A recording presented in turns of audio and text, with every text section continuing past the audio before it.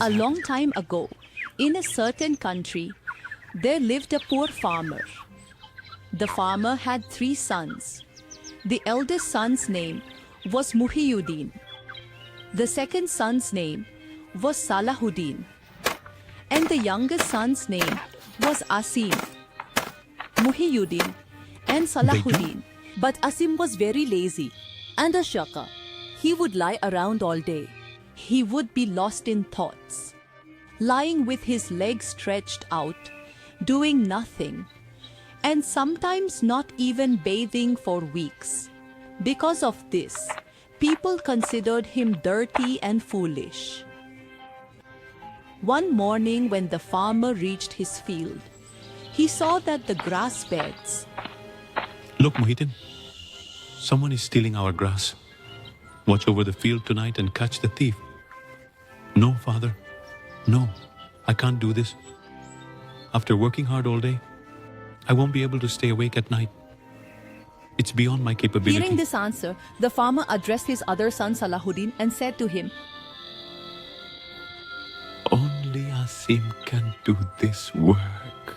After all, he studies all day long. So, it was decided that Asim would do the watchkeeping. Asim sat down to keep watch at night. Having nothing else to do, he started counting the stars in the sky. Time passed. And finally, at midnight, he heard the sound of a horse. As he looked, he saw a beautiful white horse galloping towards him. Asim hid in the shade of a tree and watched the horse. Oh, when the mare saw Asim, she started running away. But Asim jumped strongly and mounted on the mare's back, then held her spine tightly. The mare bucked wildly to throw Asim off. But Asim was determined. If you let me go and allow me to stay in a safe place for 3 days with food and drink arrangements, then afterward, if you set me free, I will give you a rare gift. Asim was very happy to hear this because no one had given him a gift until now. So Asim quietly took the mare to a secluded place and began feeding and watering her daily. One morning when Asim reached there, these 3 children were very beautiful. 2 of them were a bit older, but the third child was so tiny that he was just like a toy. Asim was more delighted to see this small child. The mayor said to Asim, older children, Sell the children to the king, but do not give or sell this little horse to anyone. It will serve you all its life and prove to be your best friend. Asim was sitting with the little horse in his lap, listening to the mayor. When he wanted to thank the mayor by looking up, he saw that she had disappeared. Asim sat there shocked. After this, Asim continued to feed and take care of the 3 horses. Many weeks passed in this way.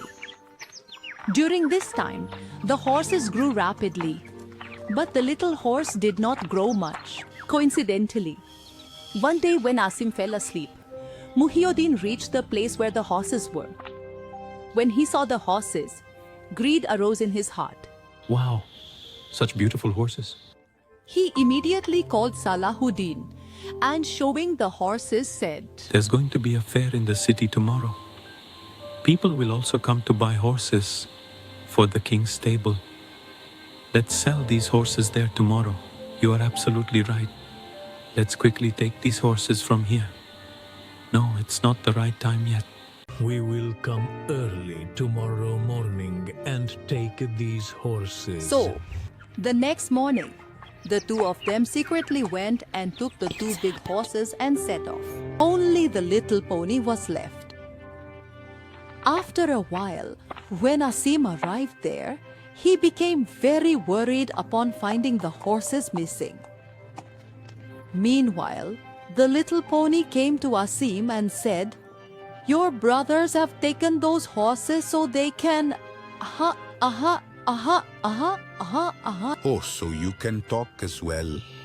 Until now, I never needed to talk. Well, now I shouldn't just wait.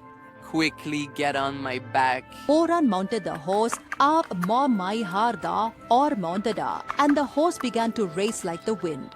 It had only been a short while when he saw both his brothers coming towards him. Asim quickly caught them, and upon seeing Asim, both brothers began to make excuses. We are just riding these horses to go see the fair. Yes, very good. Let me also go to the fair. A grand fair was held in the city. The superintendent and special attendants of the king's stable were also present. When they saw Asim's 2 horses, they marveled at their beauty and immediately informed the king. Your Majesty, 2 beautiful horses have come to the fair for sale. If permitted, may they be purchased? If they are really this beautiful, then bring them. Asim himself appeared in the king's court with his horses. The king saw the horses and said, These horses are very beautiful. I will buy them especially for riding. As the deal was made, the king gave Asim 2 bags of gold coins and bought the horses. But when the king's men started to take the horses away, the horses were stubborn and refused to go. At this, the stable master said, These horses will not go anywhere without this boy. The king said to Asim, Because these horses don't want to leave you and go anywhere. From today, you will stay with us.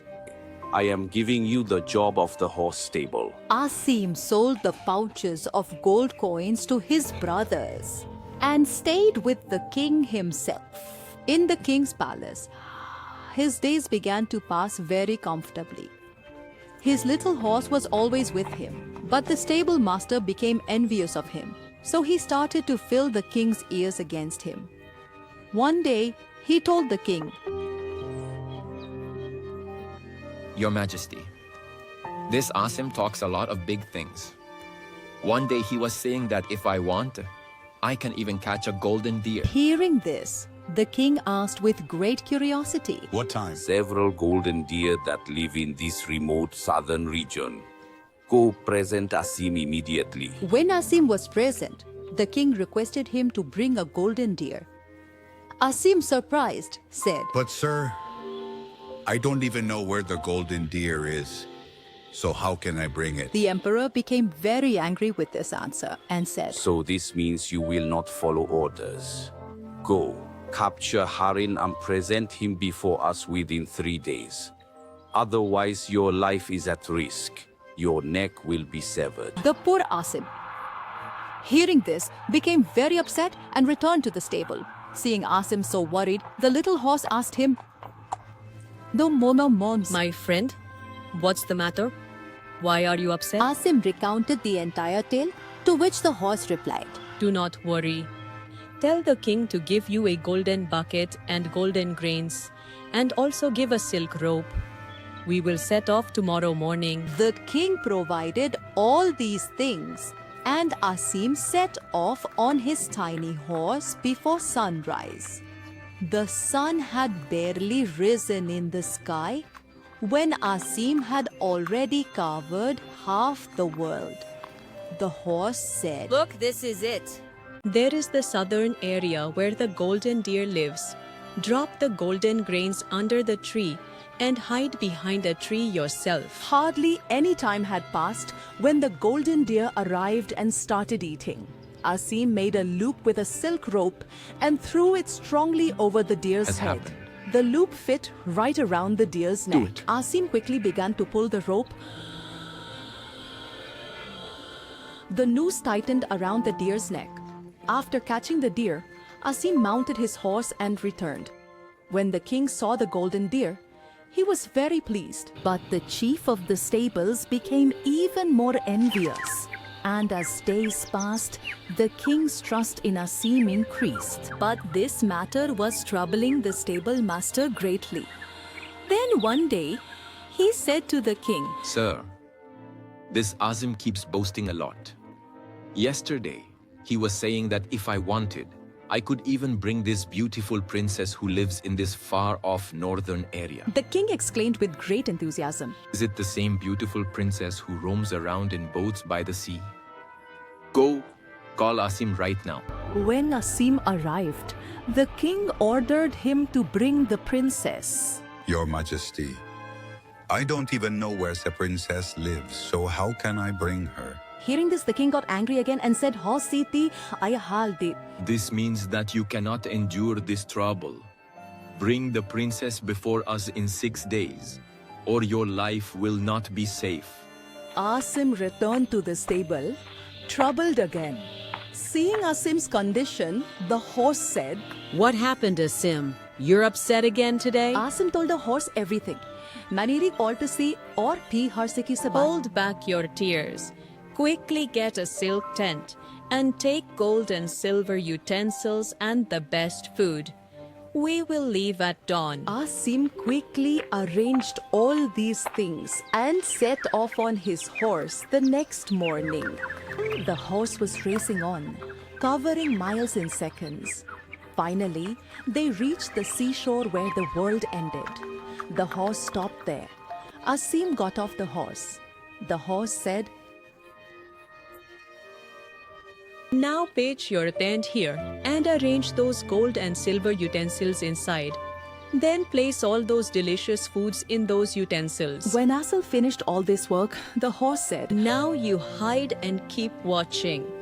When the princess arrives and gets busy eating inside the tent, go and catch her and call out to me. So Asim began to wait and kept looking towards the sea from the tent's flap. After a short while, a boat appeared. The boat stopped at the shore, and the princess got off and ran towards the tent. Seeing the princess was busy eating in the tent when Asim went and caught her and started calling for the horse. The princess also began to scream. Let me go. Why are you holding me? At that moment, when the princess turned her head and saw Asim's face, she was somewhat satisfied and started saying, "Who are you?" I am just a fool whom people call Asim. I have come to take you to the king. Finally, Asim reached the royal palace with the princess. The king was very happy to see the princess. Some days passed like this, and one day the king asked her for marriage, but the princess was not ready. The next day, the prince... See, Asim, I will never marry this king. Asim reassured her, saying, Do not worry, princess. I will ask my little horse now. It will surely come up with some solution. The princess and Asim reached the horse and narrated everything to it. The horse listened attentively and then said, This time you have put a very difficult issue before me. Listen carefully to the advice I gave you and act on it. After this, the next day, the princess appeared before the king and said this. Hearing this, the king began to say,